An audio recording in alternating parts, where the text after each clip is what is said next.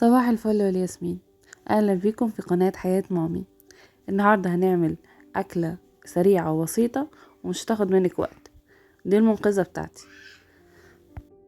تابعوا معانا لحد اخر الفيديو عشان تعرفوا انا عملت ايه وعملتها ازاي. معانا اول حاجة بصل طماطم فلفل وبطاطس وكمان فراخ. فرخة سليمة هنقطعها مع بعض، بس قلت اوريكم بس المكونات يعتبر وهنشوف هنعملها ازاي. زي ما بقول لكم الاكله دي المنقذه بتاعتي. انا كنت بعمل الغدا كانت الساعه 4 وجوزي كان هيجي الساعه 5.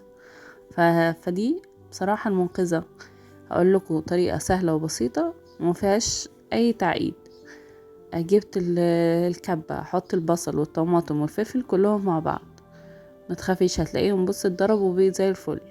والشطه دي اللي هي فلفل شطه دي اختياري معاكي، لو انت مش بتحبي الشطه عادي شيليها.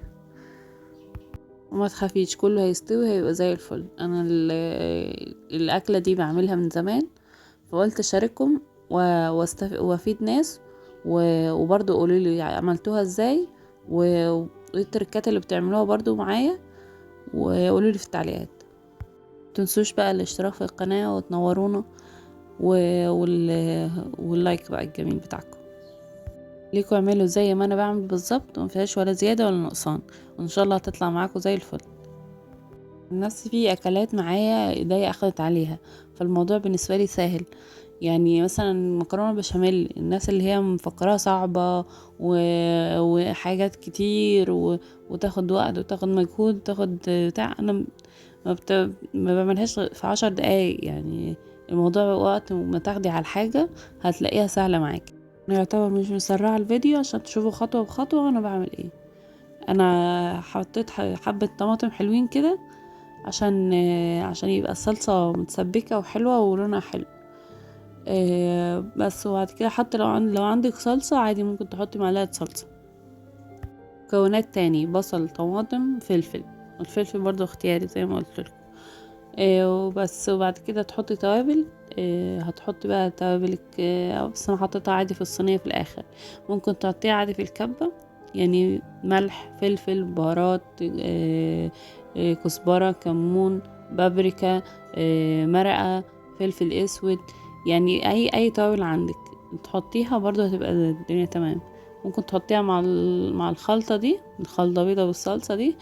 يا اما تحطيها عادي في الاخر وقت ما احنا بنحضر الصينية. اهم حاجة تضربيها كويس جدا عشان تبقى كلها كده متجانسة مع بعض. بصي هي هتبقى تقيلة معاكي، ممكن تحط لها شوية مية وهي في الكبة، بس انا حطيت لهم شوية مية في الصينية. يعني هي كده تمام، هي كده زي خام، يعني حاجة كلها على بعض هتلاقيها زي زي ما انت شايفين هتلاقيها تقيلة. فهتحطوها شوية مية بس، يا اما تحطوها في الكبة يا اما تحطوها في الصينية وقت ما بنحضر. قلت اوريكم. ده بقى جبت الفرخة، كان عندي فرخة كده كاملة فقلت اقطعها معاكم. ممكن اعمل لكم فيديو بعد كده او شورتس فازاي اقطع الفرخة ل15 قطعة.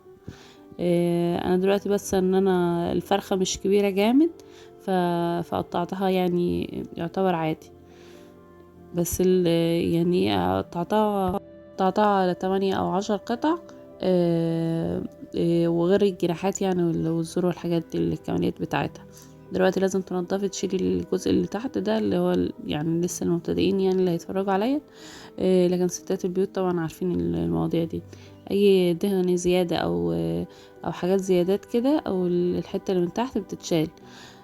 طبعا هي جاية متنضفة ومغسولة زي الفل، وتغسليها بمية وملح وليمون. ممكن تنقعيها وممكن بعد ما تقطعيها يعني تنقعيها. هتقطعي كده اهو الورك 2 والصدر 4، وممكن اكتر يعني ممكن الصدر تعمليه 6. اعمل لكم فيديو بقى كامل لتقطيع الفراخ. بعد كده بقى انا قلت اقطعها بقى معاكم كده وهنحطهم على جنب. وبعد كده هنجيب الصينية البطاطس هقشرها اللي هنعمل احنا صينية بطاطس بالفراخ، بس بطريقة والله سهلة وبسيطة وسريعة جدا. يعني ما عليك ان انت هتحطيهم على بعض بس بطريقة معينة، وبعد كده تحطيها في الفرن وتنسيها. يعني هو مش يعني اول ما تحمر من فوق تقفلي عليها وتسيبي اللي هو اللي تحت الفرن شوية عشان عقبال ما البطاطس تستوي. بس يعني هو مش هتاخدي وقت. والأكلة دي بعمل معاها رز أبيض. يعني هي صينية البطاطس وجنبها رز أبيض، هتلاقيها والله جميلة. على حسب بقى عيلتك فهتحط الفراخ. أنا حطيت الجناحات والزور والكلام ده، وحطيت ورك ودبوسين وصدر واحد، والباقي شلته. حاولوا توفروا اليومين دول، الدنيا صعبة ويعني ربنا يستر يعني. فاحنا هنوفر شوية بس احنا عشان عدد. فبقيت يعني اشيل جزء يعني حتى لو بسيط، والباقي يعني ناكله يعني ان شاء الله. بس جبت البطاطس برضو قشرتها. القشرة دي حلوة قوي يا بنات، يعني بتاخدش كتير في البطاطس. دي بطاطس صغيرة قوي يعني، هي صراحة مش عجباني، بس انا كانت ده المتوفر عندي. لو انت عندك حباية حلوة يعني اعملي مثلا 2 3، على حسب برضو الصينية او على حسب حجم الفراخ اللي انت جايباها، او يعني قد ايه. كان عندي صغير فانا ممكن عملت 5 6، عشان بس الصينية عندي كبيرة وانا عملت عدد من القطع الفراخ. بس حاولت اقشر بقى، يعني انا مكملتوش، انا كنت عاملة وال5 6. بس بعد كده جبت الصينية هتحطي لها حتة سمنة. فردتها كده بايدي عادي، ممكن تعمليها بفرشة، بس انا كان ايدي انا عادي الدنيا نظيفة. هتحطي عليها الخلطة اللي هي اللي عملتها في الكبة. بصي تقيلة. معاك هتبقى زي خام كده. لا انت زودي لها شوية مية، قلتلك في الكبة وهي بتتضرب، يا اما اهو في الصينية حطيت لها شوية مية وزي الفل. عادي يعني، انت اللي تحددي. بعد كده هتحطي توابلك، يعني قلتلك ملح، بهارات، بهارات عادي اكل لحمة، بهارات فراخ قصدي، يعني مثلا مرقة، كزبرة، كمون، فلفل اسود، بابريكا، كركم، الحاجات دي. اي حاجة وتوابل عندك حطيها، متوفرة عندك بتستخدمها كل يوم حطيها. بس بعد كده هتقلبي كويس وهتقطعي البطاطس شرايح.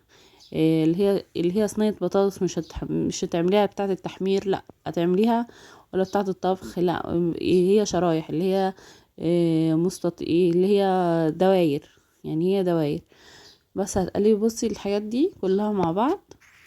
هنقلبها كويس خالص. اهو شويه ملح، ممكن تحطي لها شويه سكر برضه عشان التسبيكه، بس عادي لو انا ما حطيتلهاش سكر وبرضه بتبقى حلوه، تتسبك ما شاء الله وتبقى جميله. وما تخافيش الفراخ هتبقى نيه، وده اللي هو اسمها صينيه ني في ني.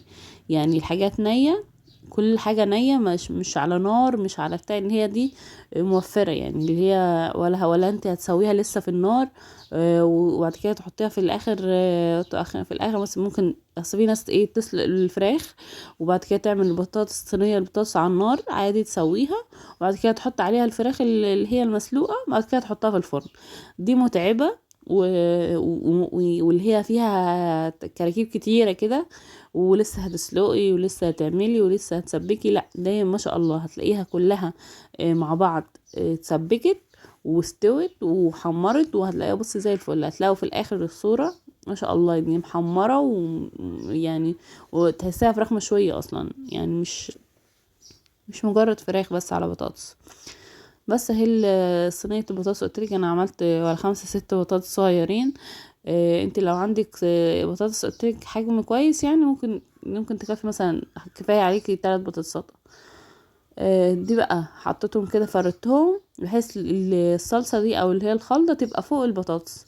تمام. وبعد كده فتحت الفراخ بقى اللي هي النية عادي من غير اي تسوية ولا حاجة، حطيت كده بس مجرد على التتبيلة.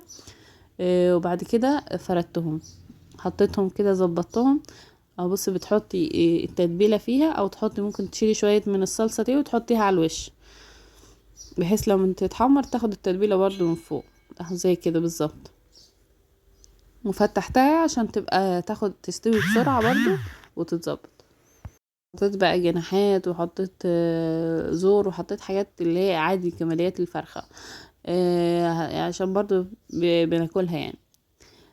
فبس يعني اهي دي برضو حتة من الصدر.